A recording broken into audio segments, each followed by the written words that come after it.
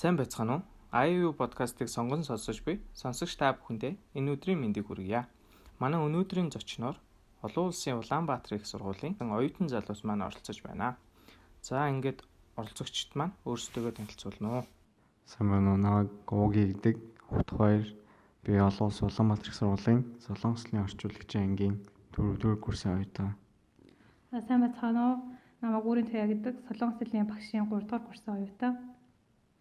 За, юуны өмнө манай урилгыг авч өнөөдөр хүрэлцэн ирсэн оюутан залуустаа баярлалаа. Өнөөдрийнхээ ярилцлагын сэдвийг анх солилцооны оюутнаар явахад юу шаардлагатай байд юм бэ? Тэр талаар эхлэе гэж бодож байна. Миний хувьд болохоор анх солилцооны оюутнаар явахад хамгийн их хэрэг шаардлагатай зүйл нь гэвэл топикийн оноо тэгээд мөн голч дүн байсан. Миний хувьд мөнгө амир их асуудалтай байсан. Хамгийн шаардлагатай зүйл бол мөнгө байсан.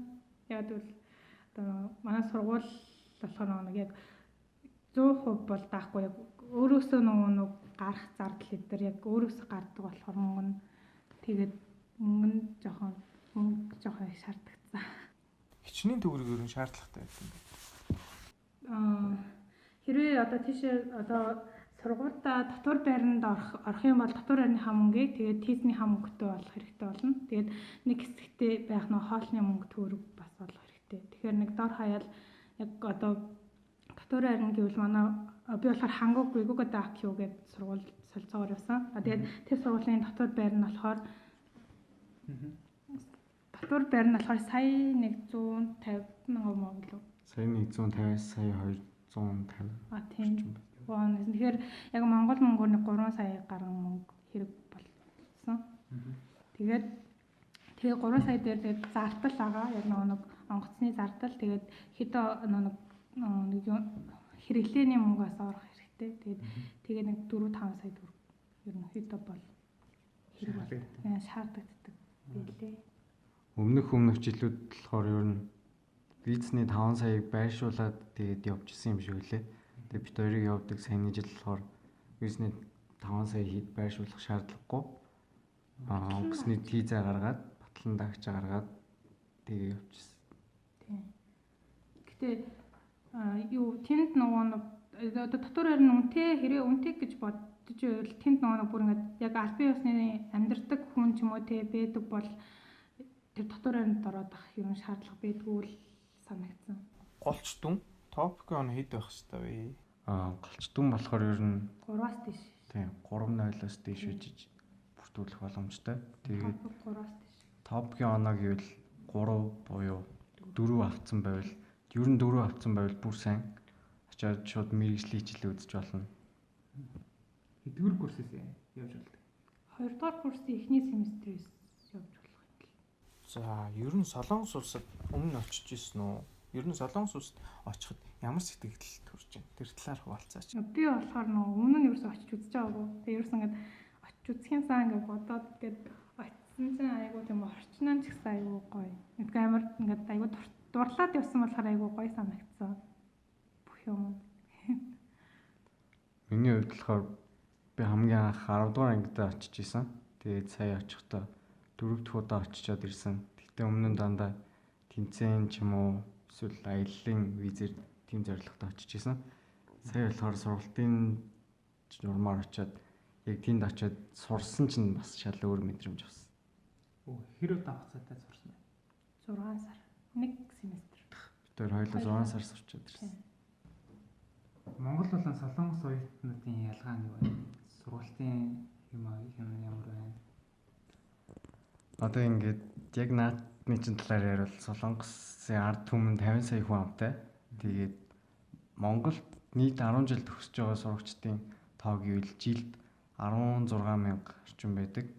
Тэгэхэд манай зөвхөн тэр Вэгугадакю гэдэг тэр сургуулийн нийт оюутан гэхэд л 18,000 оюутантай. Тэгээд ер нь тэгэл нэг Сөүлд том сургуулиуд болохоор яг доор ажил 15,000. Тэгээд дээдл нь бараг 20 гаруй мянган оюутантай байдаг. Тэгэхээр ер нь бол Монгол шиг одоо ингээд ихтэй сургуулиуд нэг 5-6 мянган оюутантай биш болохоор нэлээд их өрсөлдөөнтэй л байдаг да. Тийм. Тэг бас нөө багш нарын одоо нөө юу гэх юм яг нөө хичээл зааж байгаа байдал нь ч гэх юм уу тий айгуу тийм хөвгчлөлтөө яг ингээд сурагчтай яг юу одоо нөө нэг тийм үеийн юм шиг тий яг тэгж үеийн хүртлөө одоо жоохон хязгаартай л та загтай. Гэхдээ ингээд яг одоо юу мэр ч юм да айгуу ингээд сургалт айгуу сайтай одоо ойлгохгүй байгаа хүүхдтэй ч юм уу тий бүр ингээд айгуу дэлгэрэнгүй эсвэл ингээд нийт хэрэг ч юм уу яг ингээд масыг хамарж байгаа яг ингээд хичээлээ айгуу доктортой тэг хөгжилтэй аль болох уйд байхгүй аль болох хүүхдүүдийг ингээд хойшин суулгахгүй ерөнхийдөө ингээд уршин суулгах ингээд аль болох бүгдийг нь оролцуулах тал дээр айгуу анхаардаг. Бүх хүүхдүүдэд оролцуулдаг. Тэг ер нь оролцуулдаг. Зөв. Одоо яг тийм Амьдрах газар яг ямар байсан бэ? Амьдарчсэн газар нь оюутны баримт тий. Үгүй бид хоёр болохоор хоёлаа дотор байранд ороогүй. тий ороогүй. Дотор байранд нэгдүгээр тэгэл яг манай сургууль гэхээр Вэгүүга ДАК буюу монголоор гадаад хэлний сургууль хүмүүнлэг орчим ер нь тиймэрхүү сургууль. Тэгээд гадаад оюутан хамгийн их байдаг. Тий. Манай сургууль өөр улсуудын оюутнууд амар их. 80 гаруй хувь нь гадаад оюутнууд, 20 гаруй хувь нь болохоор яг цэвэр солонгос оюутнууд гэдэг юм л. Тэгээд хятад хүмүүс амар их тий. Тэгэхээр тэгээд дотор харин айгүй шаардлага нэлээд өндөртэй. Орой 10-аас хойш гарч орохгүй. Тэгээд галтгоо байхгүй. Баян бэлэн хоол худалдаж авах тийм байдаг тий. Тийм. Бус сургуулиуд бол өөр байдаг юм бэл. Тэгээд дотор таалагддаг болохоор ороогүй. Тэгээд яг тэнд нөө хүн таньдаг нөө хич маань аль бие усны тэнд амьдардаг байсан болохоор хичээнд байгаад тэгээд хичээлдээ яваад тэгэж үзсэн. Би бас ганцаар байр төрслээд амьдарчсэн. Тэнд ганцаар тэнд ер нь ингээд яг байр төрслээд ганцаараа амьдрья гэвэл сарын 250 мянга ер нь бол доор хаяж гардаг. Монгол мөнгөөр 600 мянга орчим өсөг. Тэгээд барьцааны мөнгө. Тий. Барьцааны мөнгө нь болохоор янз бүр байдаг. Дотроо 0-той эсвэл галтгоотой эдрийг орчхоор барьцааны бас өндөр бол авчдаг. За тэтгэлэг нэ. Тэтгэлэгт за энийг жоохон ойшлуулж тач юм лөө. Тин чи олон улсын хүмүүстэй хамт байхад тэг ямар байсан бэ? Олон улсын өөр орны хүмүүстэй харилцахад яг хандлага ч юм уу, харилцаа ч юм уу ямар байсан бэ? Ямар хэлээр өдөр бүгд бол солонгосоор хоорондоо ойлголцох бодно. Яг англи хэл мэддэг бол тэр хүүхд цаана одоо харьцаж байгаа хүүхд нь англи хэл мэддэг бол хоорондоо бас ингээд солонгосоор ойлголцохгүй байгаа англи хэлээр ярих юм тий. Яг тэгэж ер нь давангаасан юм нь бол солонгос англи тий. Тэгээд ерөнхийдөө яг ингээд хүүхдүүдийг нь хараад тахад нэг айгүй нэг өрсөлдөх чадвар айгүй шаардлагатай юм шиг санагдсан. Яг бол нэг гадаад хүүхдүүд чинь айгүй тийм хичээл ном ерөөсөө хийдэг. Ер нь амар хичээмт хийдэг нэг тийм. Тэрнээс гадна тэгээд олон улсын оюутнуудтай цуг яг хичээл хийгээд хурд найзалж нөхөрлөөд явахаар бас тухайн улсын хүүхдүүдийн зан чанар тэр улсын соёлтой хүртэл танилцах боломжтой байдаг. Орон орны соёлыг суралцсан. Тий, орон орны соёлыг суралцсан л гэсэн. Ер нь.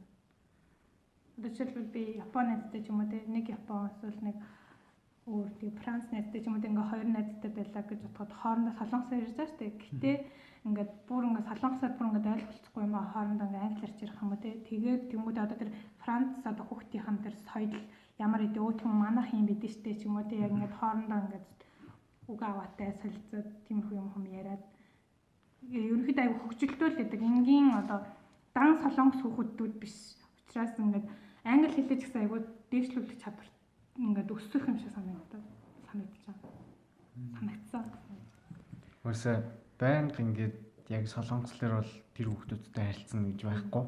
Заримдаа ялчгүй ингээд англиар харилцах тийм шаардлага гарч ирдэг. Тэгэхээр яг гадаад олон улсын хүүхдүүдтэй цуг суралцсан гэдэг суралцж байгаа улсынхаа хэлийг буюу давхар англи хэлээ сайжруулах боломж олгодог байх гэж бодож байна. Тухайн одоо таярын сурч ирсэн сургуулийн нэр нь юу гэлээ? Хангук Вэгүүга ДАК. Сөүл болохоор үгүй солонгост болохоор хоёр салбар байдаг. Нэг нь Сөүл, нэг нь болохоор Сансрын хот буюу Юнсан гэдэг хотод нэг салбар нь байдаг. Тэр хоёр нь хоёулаа олон улсын хүмүүсийг хүлээн авдаг. Тийм. Тийм. Хоёулаа л болсон хот. Тухайн сургуультай тэтгэлгээр сурлах боломж байдаг юм болов уу? Тэр талаар гэвэл яг бид хоёрын суралцсан Вегога Q гэдэг тэр айгу шаардлага өндөртэй. Нийт сургуульд харих нийт Монгол оюутан гэсэн чинь 6 хүүхэдтэй байсан. Тийм хэлний бэлтгэлэх тийм. Бакалаврт гэдэг хүүхэд байхгүй. Бэсэн бит хоёр. Нөө солилцоогоор очиж сурсан. Тэгээд тэтгэлэг сонирхёоч гэсэн ер нь манай сургуулийн виз одоо нэг албан ёсны бос байгаа. Тэгэхээр яг хүүхдүүд одоохондоо Монголоос бол авахгүй. Тийм. Тэтгэлэг боломж. Өөр тэндээс очиод шинээр харсан зүйлсүүд ч юм уу одоо Монголд байдаггүй ч юм уу? Соёлын ялгаа ч юм уу? Байдаг юм болов уу? Соёлын ялгаа яг анх очиж байгаа хүнд бол айгүй ялгаатай тийг санагдах бах. Тэгээд амар санагдсан л тэр нөө чаач дээрээс авахлал нөө метро байдаг шүү дээ. Тэгээд би нөө онгоцноос буучаад нөө ихчих рүү явах болоод тэгээ нөө нэг метроос болоод би нөө метрогийн хаана гэдгийг мэдэхгүй, хаашаа гэдгийг мэдэхгүй, тэгээ яаж орохыг мэдэхгүй. Тэгээ нөө карт нөө хөдөлтөж авах хэрэгтэй гинж мэдэхгүй. За тэгээ нөө нэг удаагийн карт нэг нөө тэндээс нөө сууд жисэн нөө нэг тэнд одоо метрон цудаг тэр нэг хүний юу шилдүүлээ. Тэр одоо нэг туслагч юм уу да одоо тэр анаа хийж өгдөг хүн надаа нэг яасахгүй юу нэг удаагийн карт авч өгөө тэрнгээр нэг л удаа зорчих хэрэгтэй байхгүй юу тэгээд тэр картаар би ихчих руу ингээд очиваа тэгсэн чинь буруу зүг рүү суугаад эсрэг тийш нэг яг тэр үе чинь би угаасаа метро гэж юу ч гэдгийг мэдэхгүй шүү дээ анх удаа Солонгост очиж байгаа болохоор тэгээд яг ингээд хараад уншсан чинь нэр зүгэн шал өөр эд таараад тэгээ буугаад дахиж шинээр нэг карт аваад тэгээ дахиж тэр зүг рүүгээ ихчийнхээ уцаар ярьж аваад тэр ихч чи унш чаддаг үсттэй Солонгосоор тэгээ уншаад ирээчгээд тэгээ ингээд нэр уншсан чинь нэр яг ингээд бэдэг юм байлээ яг хэрэн жоохон соёлын юу болсон байж магадгүй байх надаа. Солилцоорынхаа сургуулийн зүгээс юу дээр тусалсан бэ? Виз гаралт нэр. Энэ талаар жоохон дэлгэрэнгүй ярих уу? Яг солилцоогоор явахад ямар материал бүрдүүлэх хэрэгтэй яг хийдгийг. Солилцоогоор явахад ер нь хамгийн түрүүнд голчтон маш их хэрэгтэй. За 3.0-оос дээш байх хэрэгтэй. За тэгээд 3.0-оос дээш байгаа үед эхлээд тэр нөгөө солилцоогоор явах оюутнуудынхаа бүртгүүлээд тэгээд бүртгүүлсэн хүмүүс дундаас шалгалт өгнө. Бичгээр өгнө, амаар өгнө. Бичгээр гарна. Тийм. Хойлон тусдаа. Тэгээд дараад нь одоо сургуулийн захиргаануудтай уулзаад ярилцлага авдаг байхгүй юу? Тэгээд тэр ярилцлаганд нас тэнцэх хэрэгтэй тийм. Тэгээд тэнцсний дараа виз мэдүүлэх ирэх үсдэг тийм. Тэнцсний дараа сургуулиас болохоор цаад Солонгос дахь сургуультай нь холбогдоод Тийм. бид нарын ингээд ямар материал бүрдүүлэхийг олж өгдөг, мэдэж өгдөг. Тэгээд тэр ажлыг болохоор оюутны албанаас хийдэг. Тэгээд оюутны албанаас тэр олж өгсөн мэдээллийн дагуу бид нар материалаа бүрдүүлээд тэгээ визэндээ ороод тэгээ ер нь нэг юм материал бүрдүүлэлт нь материал бүрдүүлэлт нь болохоор хамгийн түрүүнд яг цаад сургуулаа шаарддаг юм гэвэл нэгт эрүүл мэндийн шинжилгээнүүд Эрүүл мэндийн статус шүү дээ. Тийм, даатгал. Тэгээ бараг 5 6 төрлийн шинжилгээ хийсэн. Тэр шинжилгээнүүдийг өгнө. Тэгээд хоёрдугаар болохоор яг визэнд ордог шиг материалууд бүрдүүлнэ. Тэгээд гуравт болохоор энэ Улаанбаатар олон улсын Улаанбаатар их сургууль буюу тэр цаад сургуулийнхаа хамтын гэрээний тийм хамтарч ажилладаг гэсэн гэрээний хуулбар өдрийг бүрдүүлэх шаардлагатай. Тэгээд бас урьдлах ирж нэг урилга визний хаянд харуул тий. Маань сургууль болохоор Солонгос дахь байдаг ихтэй сургуулиудаас 24 их сургуультай хамтын ажиллагаатай юм лээ. Тий. Тэндээс өөрөө сонгоод тэгээ тухайн одоо сургууль нь одоо нэг топ одоо нэг сургуулиас шалтгаалаад топхтой хүүхэд даун топхгүй хүүхэд ч авч болно гэсэн нэг тийм заалт байдаг. Тэгээд сургууль нь ямар шаардлагатай явах вэ? Яг тэрийг нь л давна. Цаатлын сургууль Солонгост байна. Солонгос дахь сургуулисан амар. Тийм, Солонгос сургууль дахь сургуулисан амар. Тэгээд бас одоо нэг бид хоёрт нэг цуг явах нэг хүүхэд байсан аахгүй юу? Би дөрөв л явахсан тийм. Дөрөв л явахсан чинь нэг нь нэг өмнө нэг 3 сарын юугаар виз мэдүүлэнгүүтээ нэг визэн татгалцсан хариу авсан юм л та. Тэгээ удаагүй дахиад солилцооны явгаар бүртгүүлсэн чинь нөгөөт нь дахиад татгалцсан хариу аваад тийм тохиолдол бас байсан. Тэгэхээр бас визнийхаа юуг бас сайн явах хэрэгтэй. Өмнө харлажсэн ч юм уу тийм хүүхдүүд бол явах боломжгүй. Визний асуудалтай хүмүүс бол. Тэгээ визний асуудалтай хүмүүс 1000 сургуулиас одоо урилга ирээд ингэсэн ч гэсэн татгалздаг шүү гэдэг л. Ерөөсөө виз гаргуулж байгаагүй хүн яг. Ерөөсөө виз гаргуулж байгаа хүн хамаагүй тэр нь батлан даагч. Тэгээд юу тэр визэнд бүх юмаа ингээд өгсөн байвал тэр чинь ингээд таныг ингээд шалгах штеп. Одоо нэг юунаас шалгаад тэгээд нэг яасан үгүй гин тэнцээгүй юм хэлэх баг. Гэтэ яг асуудалтай хүмүүс бол юу нэг явах юм боломжгүй. Тэрийг оюутны албан зохицуулж хөө өөрөө тусдаа тэрийг зохицуулах визний асуудлыг. Ер нь бол оюутны албанаас туслана. Яг заавар гаргаж өгнө. Бид нарт тийм материал хүрдвэл одоо тэнд очиж тинг гэж зааж өгнө. Тэгээ тэр зааврын дагуу хийдэгтэй. Тэр визний талаар гэвэл нөгөө сургуулиас идэв урилга ирсэн байсан чи визний асуудлыг манай сургуульч мэдэхгүй, цаад сургуульч мэдэхгүй, Солонгосын элч сайдын яам мэдж байгаа болохоор тэгээд ямаас тэр нь шалтгааллахгүй эцсийн үр дүн тэрнээс сургуулиас бол шатагдах бүх юмыг хэлж өгнө, туслана. Тэгээд тэр визний асуудалтай бол за хүмүүс энэ талаар аягүй их мэдээлэл авсан гэж найдаж байна. Өөр мэргэжлийн одоо та ярьж хоёулаа солонгослын юм тий. Өөр мэргэжлийн хүмүүс оюутнууд явах боломжтой юм. Боломжтой. Өөр мэргэжлийн гэвэл сая яг өнгөрсөн жил оюутан солилцоогоор 10-аад тийм баг 10-аад хүүхэд явсан. Бас 2 дээр нэмэх 2 гэдэг хөтөлбөр энэ жилээс эхлээд маань сургуулийн явж эхэлж байгаа. Тэн дээр болохоор маань найз эдийн засгийн техникийн нэг найз маань топик 5 дугаар зэрэгтэй. Тэгээд цаад сургуулиас 75%-ийн тэтгэлэг аваад 2 дээр нэмэх 2 хөтөлбөрөөр явчаад ирсэн одоо сурж байгаа гэж явж суралцж байгаа. Тэгээд бусад нэг мэргэжлийн хүүхдүүд топик оноогүй бол солонгос руу ер нь бол очиод хэлний бэлтгэлд сум тий. Хэлний бэлтгэлд суухаар нэг мэргэжлийн ирээд дүүцүүлэх хичээл байхгүй болчих واخгүй юу. Тийм учраас хэрвээ одоо нэг өөр мэргэжлэр байсан ч гэсэн солонгос хэлний ямар нэгэн топик оноотой бол явбал өөрт нь илүү ашигтай. Мэргэжлийн хичээл үзээд. Тийм мэргэжлийн хичээлээ шууд үзнэ гэсэн. Яг тэгээд энэ тэрэн дээр ер нь яг ярья гэвэл одоо солилцооны оюутнаар яваад топик 4 зэрэг аваагүй бол тэнд очиод хэлний бэлтгэлд сураад солонгос соёлтой танилцаад гэхдээ ер нь явсан ахаа яс зүүн гэдэг үг өгдөө шүү дээ. Яг тэрэн шиг явсан л хаждаг л та. Гэхдээ явахтаа чи топик 4-гүй явах юм бол яг ангийнхнаасаа жоохон нэг семестр хоцроод төгснө. Топик 4-тэй яваад шууд очиж хичээлээ үзчих юм бол ангийнхаа зэрэг төгснө. Цог төгсөх боломжтой гэсэн. Солонгос сургуульд очиод суралцаад бэрхшээл гарч ирсэн үү? Шантрах үе байсан. Бэрхшээл гэвэл зөндөө. Яг өмнө нь сурж байгаагүй болохоор айгүй их байсан. Хамгийн эхлээл хичээл сонголтын эхний өдөр Монголд болоод ерөөсөө яг хизээч бүх хичээлийн хуваар тэгж 30 минутын дотор дуустдаггүй. Ерөөсөө хичээл сонголт нэгдлээ гэл утсан дээр мессеж ирээл тэгээл хажуу талын BC ороод яг хичээл сонголтоо би баруун нэг 10 минутын дараа л авч үзсэн байх. Тэгсэн чинь тэр судлах боломжтой 200 гаруй хичээлээс ерөөсөө нэг 30-40-од нь л болтсон 20-30-од нь ч л. 10 минутын дотор. Ерөөсөө 10 минутын дотор л бараг тэгээд их хичээл нь дуусчихсан. Ер нь айгуу дайм болдог. Хүсэлтэн шүү дээ. Алаан болтон. Бүгд зэрэг сууж байгаа л яг ингээд гарны худалдаанд л яг ингээд өөрийнхөө сонсыг хичээл сонсдог юм шиг санагдсан.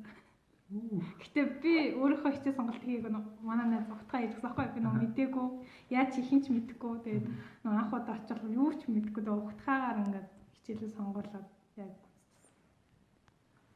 тэр амар их туссан нөө өмнө нь ингээд солонгос ингээд ирж очин байсан болохоор наавууд бол арай ингээд солонгосын талаар юм хүмүүс мэдэх болохоор ингээд аягүй их тусалж тэмдэж байсан.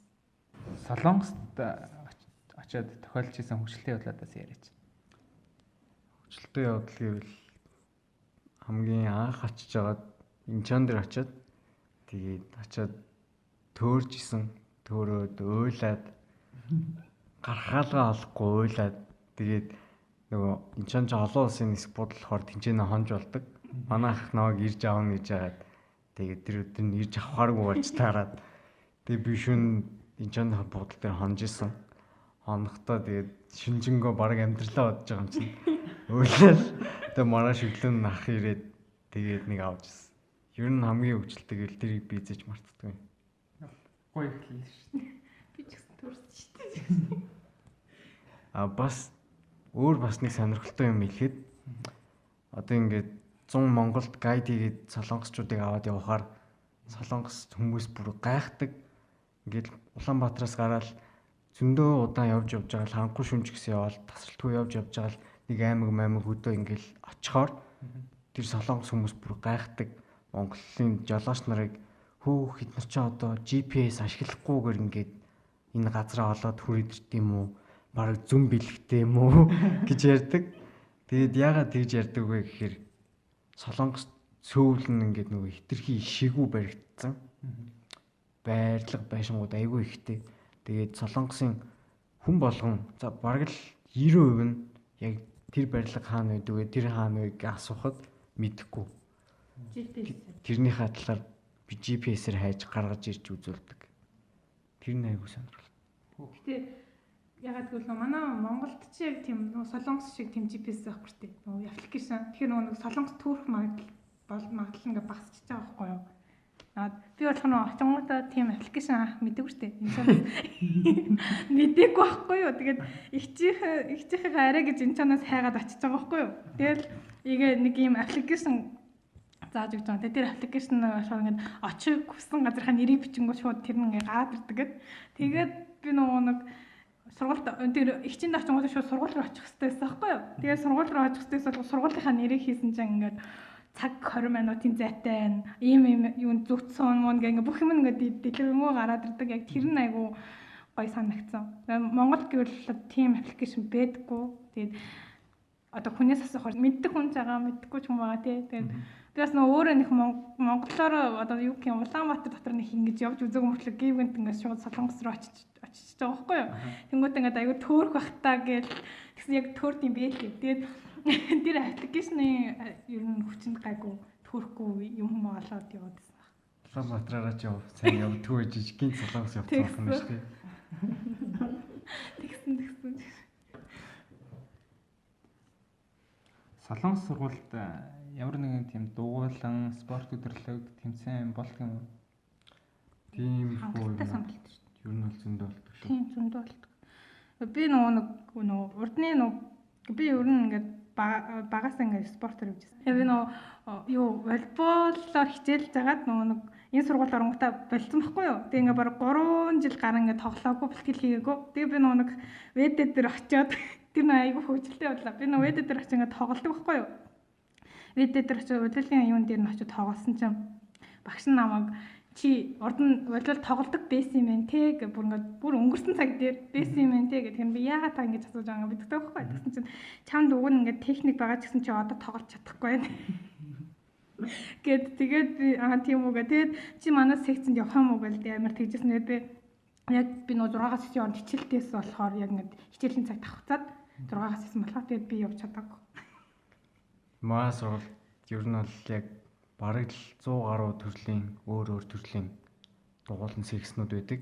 Тэгээд яг сургуулийн хүүхэд нь бол 100% ямар ч төлбөргүй суудаг. Бас нэг юм нь гэхээр дугуулсан болгон нөгөө хэлсэгч авахтаа заавал шалгалт авдаг. Тийм шалгаруулалт. Надаас эхлээд авсан. Тэгээд яг шалгалт авахтаа бүр амар хатуу авч ирсэн. Юу гэх юм одоо Монголд ч зүгээр секцэнд явъя гэж шууд мөнгө төлөөл явдсан шүү дээ. Тийм юм биш. Зүгээр одоо орохыг хүсчүүд одоо үнэгүй болохоор ч тэр юм уу тий айгу орохыг хүсчүүд яг ингээд шалгалтыг нь заавал давах хэрэгтэй. Тэг яг би ингээд давсан юм шиг байгаа. Уг нь ингээд техник байгаа. Давсан юм шиг байгаа. Техник байна ч тэгээ секцэнд үргэлжлүүлж явах юм уу гэж асууж байхыг бодвол тэмцсэн юм шиг байна. Тэгээд хичээлийн цагтаа давхцаад ялтчгүй явж чадаагүй байхгүй. Явах юмсан гэж явсан бол гэж харанс. Тэгэл. Энэ зүгээр юм шүү дээ. Яг шинэ хүсэлтэй хүмүүс нь яг Тийм. цаашаа Үргэлжлүүлээд явна. Дундаас нь хаяхгүй тий. Тийм. Аа. Тэгээд би болохоор яг хипхоп үзүүлдэг гудамжны гэсэн үг.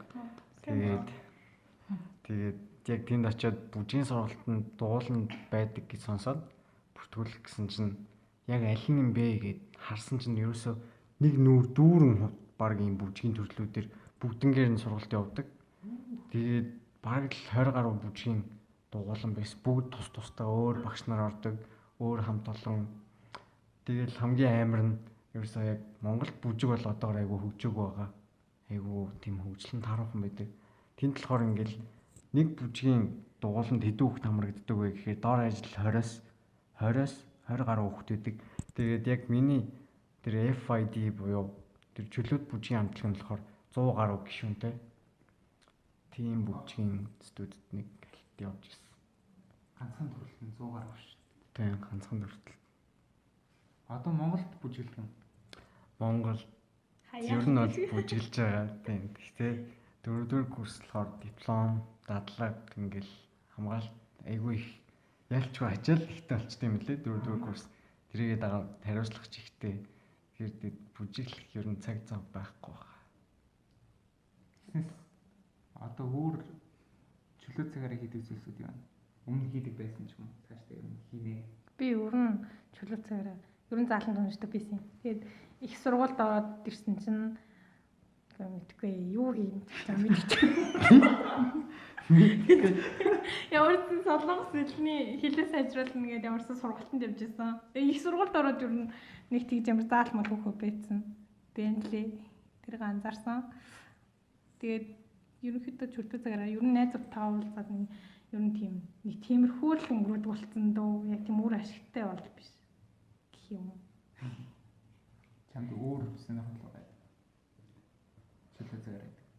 Надад ер нь бол би ер нь яг спорт гэвэл усан бассейнд хичээлдэг байсан. Багаас хойш 5 дугаар анги байна уу? 5 дугаар ангиас хойш усан бассейнд явсан. Тэгээд яг оюутан болсноос хойш ерөөс усан бассейнаар хичээллээгүй.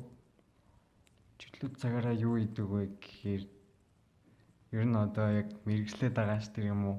Яг чөлөө цагаар солонгос драма л үздэг гэсэн доо. Өглөөс айгу дараамд ордог зүйл үйдэг. Шинээр гарсан дараамуудыг алгасахгүй үз. Ялтчгүй хилээ сайжруулах хэрэгтэй болгодог. Тийм л. Солонгост болсон үйл ажиллагааныхаа хамгийн таалагдсан нь яриач. Миний таалагдсан гэвэл Мунаж үгжээ гэдээ болсон. Тэр нь яадаг вэ гэхээр улс улсын хүүхдүүд тухайн сургуулийнхаа улс улсын хүүхдүүд ингээд хоорондоо бөөгнөрөөд уулзж агаад тухайн улсынхаа соёл, хоол, хувцас, заншил гээд бүх юмыг ингээд нэг өдөр бусдтайгаа хуваалцаж таниулах гэсэн зорилготой нэг тийм өдөр болдог. Өглөө 9-оос орой 9 хүртэл болдог. Тэгээд дэрэн дээр нь болохоор би яг монголчуудтайгаа монгол хоол хийгээд дээл өмсөд гэж Ведэд миний очсон сургууль Ведэд болохоор монгол хэлний анги гэж байдаг, мэрэгжил гэж бас байдаг. Тэгэхээр ингээд монголын талаар айгүй их мэдлэгтэй. Дээл ерөөс ингээд Монголоос олж болох бүх зүйлийг баг манай сургуульд олж болоодсэн. Тараг бүртлээсэн. Харин. Би бүр тарага бүр амар санцсан. Тэгээдсэн чи экспогоор ингээ явжсэн чи тараг байсан, бууз байсан. Хоош хурч ийсэн. Яг ингээд үндэсний хоолтууд ингээ бүгднийг ингээд байсан. Тэгээ би бүр тараг байсанд нь бүр гайхна. Солонгосын тараг гэхээс илүү йогурт идэв шүү дээ. Тийм биш яг Монгол тараг байсан болохоор би бүр амар гайхсан. Хаанаас яаж ирсэн бэ? Тэгээ өөртөө байсан. Монгол сурагч өөртөө байсан юм шиг үү те? Өөртөө байсан юм шиг. Монголд яг одоо нөгөө Korea Week буюу Солонгосын 7 хоног гэдэг өдрөөр соёлоо танилцуулдаг. Нэг өдөр нь тоглоомоо тоглуулад дараагийн өдөр нь ингээд дэлхийн янзын үйл ажиллагаанууд хийдэг. Яг тэрэн шиг бид нар болохоор Монгол хувцаа танилцуулсан, өөрөөс хоол хүнсээ танилцуулсан, тоглоом буюу юу байсан шагаа танилцуулсан. Өдрөөр ийм юм болсон юм уу? Би өдрөөр хичээлтэйсэн. Оройгоор нь харин тэр нөгөө задгаа шоуг нүцсэн. Тэрэнд болохоор пицца ирсэн. Тэр нөгөө 3 жил дараалж ирж байгаа гэсэн манай сургууль. PSY. Тэгээ PSY. Тэгээ пицца ил гэдэг үстэй. Чи яагаад авах шүү? Бидээс олоод ядаргаад тэгээд тэр угаасаа ганцхан алдартай угаасаа ингээд сургууль одоо тэр нөө Солонгос одоо тэр нөө алдартай нөө хамтлагийн гişүүд шүү дээ K-pop дуучид тэд нар ер нь ингээд сургуулиудаар одоо дөнгөж дебютээ хийгээ удаагүй байгаа одоо тэр маа ч юм уу тийм хамтлагууд ер нь ингээд сургуулиудаар Twice маваас ингээд сургуулиудын ингээд юм наадамд урагдаж очиж тоглолт хийх юм байлээ. Гэтэ манай сургууль дээр PSY ирсэн. Гэтэ дандаа манай сургууль дээр нь PSY 3 жил дараалж ирсэн гэж яагаад одоо манай тэр сургуульд одоо вэдэр болохоор тэр нэг пансонг гэх нэг юуны тэр юу гэдэг телевизэн ангиж байд юм байлээ. Тэр телевизэн ангиас санаачлаад нэг ингээ мөнгө цуглуулад одоо сургуулийн захиргаанд ингээ өргөдөл гарангууд ингээ PSY-г ингээ ирүүлье ингээд гэж хүснээ дагуу PSY ирсэн байлээ. Тэгээд тэрний өмнө болохоор ингээ сургууль дээр нэг айгу явагддаг дугуулангуудын хүүхдүүд эдэн штэ дуулдаг, бүжгэлдэг тий янз янзын тийм хүүхдүүдийн тоглолт яг тэр дуучнаас мэрэгжлийн дуучнаас өмнө ингээ тоглогдоо. Тэгээ хамгийн сүүлд нэг алттай дуучин маань дуугаа дуулаад тэгээд 11 бараг 11 12 хүртэл болсон баха. Тэгээд дуус. Аюу тавлаа. Гэтэ ихэнх цаг тэг өдөржингөө юм. Гэтэ нөө метро 12-оос зогсдог лөө. Тэгээ 12-оос зогсдог байсан. Тэгээ би нөө манай их чихж байгаа манай сургуулиас хол хэлсэн болохоор би 11 өнгөрөөгөөд яг зогсоосыг сүүлийн хэдэн минутанд яг гарч явсан. Гэтэ айгу яг ч дуусгаж чадаагүй яг дахиад цаана зөндөө дуу байсан юм шиг байна. Тэр шөнө нэг хүртэл үргэлжсэн юм шиг байна. Оо тийм үү. Би амарсан яг метроноос хоцорлоо даа гэж одоо ямарсан дуусгаагүй гарсан байхгүй. Тэгээ дотор яринд бид хүүхдүүд нь үргэлжлүүлээ үзсэн сурагтайсан. Дараагийн асуулт. Солонгосын их сургуулиас Монголын их сургуульд нэвтрүүлж хэрэгжүүлэх даваа талууд юу байсан бэ? Яг миний хувьд хамгийн их таалагдсан зүйл нь гэвэл вебсайт байсан. Вебсайтаар ороод ингээд тэр сургуулийн талаар бүх мэдээллийг мэдж болно. Мөн бас хичээл сонголтоо эрс бүртгэлтэй тэгээд хичээлээ үзэх тэр хичээл үзэж байгаа сэдвүүд нь хүртэл тэр вебсайтаар оюутнуудад тарааж өгдөг. Тэгээд өөрөөс даалгавар, видеолт тэр бүх юмыг вебсайтаар хийдэг. Тэр нь айгу цаасаар юу н видеолт авдаггүй. Юу н тэр вебсайтанд тэр багшийнхаа одоо юунд үлдэх хэвээр тий. Кваза гэдэг одоо нэг би гэрийн даалгаврынхаа талаар ингээд вебсайтн дээр ингээд тайлбарлсан байгаа байхгүй. Яг тэрнийхэн доотлолт одоо тэр юу ч хэлдэг юм болохоор оюутны кодоор дамжуулан чиний даалгаврууд ирдэг гэсэн үг. Тийм. Ирдэг гэсэн үг. Багш болгон хүүхд оюутан руу ингэж имэйлээр нь явуулна л гэсэн үг. Оюутны код руу явуулна гэсэн үг. Бүр тийм нөгөө чухал мэдээлэл дээр бол шууд сургуулийн вебсайтн дээр бүртгэгдэлтэй дугаараар мессеж ирждэг. Тэгээд тайлан эсвэл тайлан хамгаалах гэсэн бол тайлангийн одоо нэг бичиж өгдөө шүү дээ. Бичгийн тэр тайлан эсвэл тэр гэрийн даалгавар ингээд нэрээ нэг интернет дээр ингээд өгдөг. Яг ингээд бэлэн цаас масаар бол авдаг. Яг тэр нэг айгуу гой санагдсан. Тэгээд өөрчөө. Тэгээд бас тэр оюутныхаа кодоор дамжуулаад сургууль дотор худалдаа авалт хийж болдог. Мөнгөөр тэр нөгөө оюутныхаа картыг цэнэглээд тэр оюутныхаа картаар сургууль дотор байгаа гуанзнаас дэлгүүрээс сургууль дотор байгаа Canon принтерийг хүртэл тэр карт дотор байгаа мөнгөөр ашиглаж болдог. Оюутны үнэмлэх ашиглах уу, утаснаас ашиглах уу? Утаснаас юм хэд ашиглах. Утаснаас баш ашиглаж болно. Нэг ашиглах гэдэг үү? Үнэмлэж ашиглана. Дуусаа өдөр нөө номын сан эднэрт ороход үнэмлэх үүсдэг. Тийм нэг суудлаа сонгоход үнэмлэх хэрэгтэй байгаа гэдэг чинь. Номын сан суудлаа номын руу ороход бас дугаартай хамаа тийм. Одоо ороход шууд одоо манай монголчуудыг очиж суухгүй заяа. Очоод ийм дэлгэцнээс суудлаа сонгодог байхгүй юу? Захиалга өгдөг гэсэн үг байхгүй. Тэгээ хоосон ширээ байвал тэр хоосон ширээн дээр захиалга өгөө тэрэн дээр сууна гэсэн үг байхгүй. Тэдэн цаг гэдэг цагаа байгаа. Оюутны үнэмлэх юм уу эсвэл заавал нөгөө вебсайт дотроо оюутны үнэлэгч ингээд QR кодоор хувилагдсан бас байдаг. Утаснаас QR код уншуулах юм уу эсвэл заавал оюутныхаа үнэлгээг авч явах хэрэгтэй. Тийм үед ер нь сургууль дотроо ямар ч үйл ажиллагаанд оролцож ямар ч тийм модалтай жахаж гэсэн хэрэг бол. Ер нь солонгос сургуулиудын оюутны үнэлэх нь айгүй хэрэгцээтэй байдаг. өдөр тутам. Хичээл сонголт нь хэрхэн хийчихсэн бэ? Ялгаатай. Хичээл сонголт нь ялгаатай юм гэвэл Аюу хурдан хийдэг гэж ойлгосон шүү дээ. Тийм айгүй урд. Айгу хурдан идэг. Тэгээд хичээл сонголт хийхдээ хүртэл тэнд очиод бид нар чинь гадаад оюутнууд болохоор топ 4-тэй хүүхдүүд нь сонгох боломжтой хичээл, 5-тай хүүхдүүд сонгох боломжтой хичээл гээд тусдаа ангилсан байдаг. Тэгээд тэр нь вебсайтт нь хүртэл нөгөө өгөгдсөн байдаг болохоор би одоо топ 4-тэй гэж орсон учраас топ 4-ийн сонгож болох хичээлүүд л миний вебсайтн дээр гарч ирсэн гэсэн үг. 5-тай хүмүүс сууж болохоор хичээл миний вебсайтн дээр бол гарч ирэхгүй. Тэр нь бүх юм цаанаас автоматжлагдсан. Тийм автоматтай. Тийм л бол тэрийг ер нь Монголын сургуулиуд хэрэгжүүлж эхлүүл айгүй гоё юм шиг санагдсан. Тийм. Тэгэхгүй болохоор монголчууд ч юм болохоор монгол сурагчид ч юм болохоор одоо ингээл бидалтай хичээл гаргаад багштай өгөөл те багш нь ингээл бүүн цаасанд ингээд эргэлдээл тэгж яхаар зүгээр нэтээр ороод те нэтээрээ тэр хийсэн файлаа явуулаад тэгж хийх нь надаа хамаагүй дээр санагдсан. Айгүй сурагчид ч гэсэн айгүй амар багш нарт ч гэсэн айгүй амар аа. Оюутныхаа картын талаар жоохон дэлгэрэнгүй яриад өгч. Би нэг оюутны картад зөвхөн юунд бичиг хэрэг канаа мананда айгүй ашигладаг ус аахгүй юу. Тэгээ би нэг за энэ айгүй их юм гаргуул юм байна да гэж бодоод амар монгол шиг санаад ингээ амар их мөнгөөр цэнэглүүлсэн 15 сая төгрөгөөр 15 20 сая төгрөгөөр баг цэнэглүүлсэн. Гэсэн чинь нөгөөх нь ингээ ерөөс дуустдаггүй. Тэгээд нэг удаа ингээ хийлгсэн чинь нөгөөх нь 500 вон болцсон байхгүй юу. Тэгээд нэг удаагийнх нь 500 болоодсэн. Тэгэл би өн чинь дуусахгүй юм шүү дээ гээл. Тэгэл тэр картаараа би тэр картанд тойсон мөнгөөр хамаг ихэндэр нь би хоол авч идсэн мэдгийм.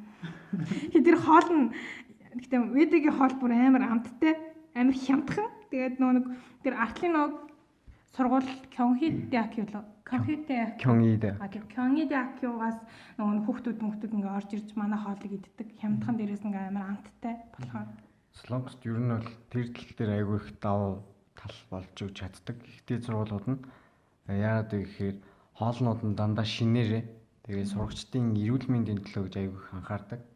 Тэгээд бүх хоол нь 2000 буюу 2500 өсрөөл 3000 вон гэдэг. 1500 бас тийш шүү дээ. 1500 ч нөгөө жажамян нэр гой монгууд. Тийм гой монгууд. Тэгэхээр 3000 вон гэж чинь яг Солонгост бол бахар хэл мөнгө шүү байхгүй юу? Юу ч биш. Юу ч биш. Ямар гоё. Гэтэ одоо хямдхан гэсэн айгүй ингээд амттай чанартай хоол хийж өгч байгаа байхгүй юу? Тэр нь айгүй их таалагдсан. Тэгээд карта ер нь гуанз тэр бичиг хэрэг хоёр дээр амар их ашигласан байдаг юм. За ингээд сүүлийнхаа хэсэг өөр. Энийг асууад дуусгаад. Дараачихаа солилцооны аюутнуудад хандж шүүгжилмээр байна. Би л ер нь яг оюутан солилцоогоор явъя гэж бодож ивэл миний хувьд л миний бодлоор гэвэл аль болох топ 3 4 болж ивэл тэрнээс дээш зэрэг аваад явбал хамаагүй илүү үр дүнтэй гэж бодож байна. Миний хувьд бидрүү гэж. Миний хувьд яг хувийн бэлтгэлээс анхаарал гэж л. Одоо явж байгаа сургуулийнхаа талаар ч юм уу тий ямар сайн судлах хэрэгтэй. Тэгээд бас дөнгөж явж байгаа л явж үзээгүй дөнгөж явж үзэж байгаа бол төрөхгүй хүн шиг зүгээр одоо өмнө явж исэн хүн амтнаас тэр аппликейшн дээр сайн асуугаад татаж яваарай л гэж хэлээ. Зөвхөн яг тэгээд сургуультаар явж байгаа оюутан солилцоогоор явж байгаа гэд сургуулийнхаа талаар судлаад авах биш тэр улсынхаа талаар жижигхэн мэдлэг ёс заншлын бүх юм нь ер нь болж үл судалж ижил явсан дээртэй гэж бодож байна. Угаасаа эндээс бол нэтээр хайхад нэг жоохон л юм болдөө штэ ингээд наад захын юмнууд л болдөө штэ яг очих юм бол ингээд бүр амар сайн мэдээж авах учраас гэтээ ерөнхийдөө бол тэр зам тээвэр мэвэр одоо тэр юу чи өөр шинээр одоо манай Монголд ороогүй ингээд зөндөө юмнууд байгаа учраас тийм техник технологиуд байгаа учраас тэдний талаар сайн судалж явах нь илүү дээр баг. Судлахгүйсэн ч гэсэн хөвгөлтэй юм шүү. Хөрөн штэ. Нэг төрөл, хоёр төрөл, гурав дахаас судлын даг. Хоёр төрж жиж бараг сурд юм да. Гэтэ яг төөрхгүй шууд сурна тийм юм толгойд хүн ч гэж юу яах вэ? Тэгээд гэтэл ерөн судлаа явсан дээр дээ. За ингээд подкаст өндөрлөцгөө. Ингээд оюутнуудтай айл болох хэрэгтэй мэдээлэл хүргэхийг хичээлээ. Оролцсон хоёр зочинтой баярлалаа. Дараагийн дугаар хүртэл баяртай.